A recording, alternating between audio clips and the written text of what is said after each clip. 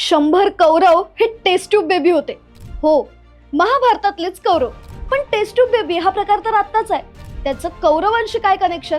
पण याच्या मागे सुद्धा एक वेगळीच स्टोरी आहे. आपण लहानपणापासून गोष्टी, पुस्तकं, सिरियल्स, मूवीज मध्ये महाभारत बघत आलोय. पण कुणाचा जन्म कसा झाला हे समजून घेण्याच्या फंदात आपण पडत नाही. त्यात गांधारीने 100 मुलांना जन्म कसा दिला असं कोड सर्वांनाच पडलेलं असतं. पण आज हे 100 कौरव कसे जन्माला आले हे आपण जाणून घेऊया. पण त्याआधी गाजावाजाला सबस्क्राईब करा आणि नवनवीन अपडेटसाठी बेल आयकॉन क्लिक करायला विसरू नका. नमस्कार, तुम्ही पाहताय गाजावाजा.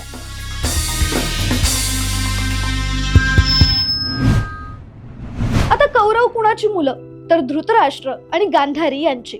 महाभारतातल्या आदी पर्वानुसार गांधारी ही गांधार राजघराण्याच्या राजा सुबल आणि राणी सुधर्मा यांची मुलगी होती. हस्तिनापूरचे अंध राजा धृतराष्ट्र यांच्याशी तिचं लग्न झालं. दुसरीकडे धृतराष्ट्र यांचा भाऊ पंडू याच्या 2 राण्या होत्या, कुंती आणि माद्री. कुंतीकडून 3 मुलं झाली तर माद्रीकडून 2. असे झाले 5 पांडव. पण गांधारी आणि धृतराष्ट्र यांना अजूनही मूल झालं नव्हतं. त्यामुळे ते निराश होते. गांधारी गर्भवती होती, पण जवळपास वर्ष उलटलं तरीही तिला मूल झालं नव्हतं. मूल जिवंत आहे की नाही याची तिला काळजी वाटू लागली. एक दिवस तिने आपल्या सेवकाला बोलावून घेतलं आणि काठीने तिच्या पोटावर मारायला सांगितलं. ती जोरात कळवळली आणि तिचा गर्भपात झाला आणि तिच्या पोटातून एक काळा मांसाचा तुकडा बाहेर पडला. तो मानवी मांसाचा तुकडा वाटतच नव्हता. ते काहीतरी अशुभ होतं. गांधारी सुद्धा घाबरली आणि तिने ऋषी वेद व्यास यांना हस्तिनापूरला बोलावून घेतलं. त्यांना घडलेला सगळा प्रकार सांगितला आणि त्यांची सेवा केली.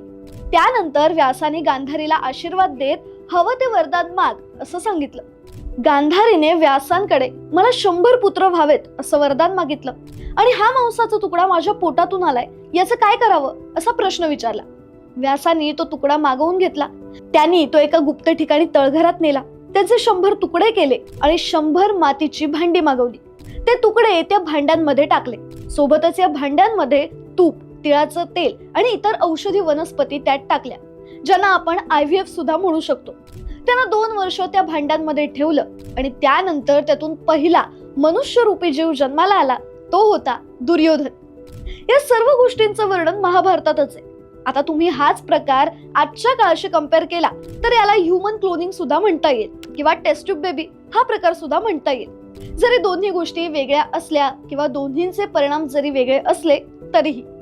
त्यामुळे कौरव हे गर्भातून जन्माला आले नसून ते टेस्ट ट्यूब बेबी होते असं नेहमीच म्हटलं जातं.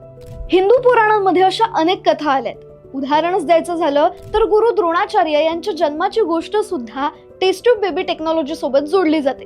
त्यांचाही जन्म एका द्रोण नावाच्या भांड्यातून झाला होता, ज्यात महर्षी भारद्वाज यांच्या वीर्याचं संवर्धन करण्यात आलं होतं. त्यातच surrogacy, xenotransplant, cell reproduction, biotechnology, stem cell research, genetic engineering अशी अनेक उदाहरणं हिंदू धर्मामध्ये सुद्धा पाहायला मिळतात. जवळपास 50 वर्षांपूर्वी आपल्या शरीराच्या बाहेर एखादा जीव आपण जन्माला घालू शकतो असा विचार सुद्धा आपण केला नसेल. पण आज ते शक्य झालंय. पहिली टेस्ट ट्यूब बेबी होती इंग्लंडची लुईस ब्राउन. तिचा जन्म 1978 ला झाला होता. पण तिच्याही आधी महाभारतात अशा प्रकारची कथा आपल्याला ऐकायला मिळते. पण तिला वैज्ञानिक आधार नाही किंवा संशोधनात्मक कोणताही पुरावा महाभारतात सापडत नाही. पण इथे एक कळून येतं की कौरव नैसर्गिक प्रक्रियेने नाही तर एका वैज्ञानिक प्रक्रियेने जन्माला आले होते. तुम्हाला ही माहिती कशी वाटली आम्हाला कमेंट करून नक्की सांगा. आणि अशाच इंटरेस्टिंग गोष्टी जाणून घेण्यासाठी गाजावाजाला लाईक, शेअर, फॉलो आणि सबस्क्राईब करायला विसरू नका.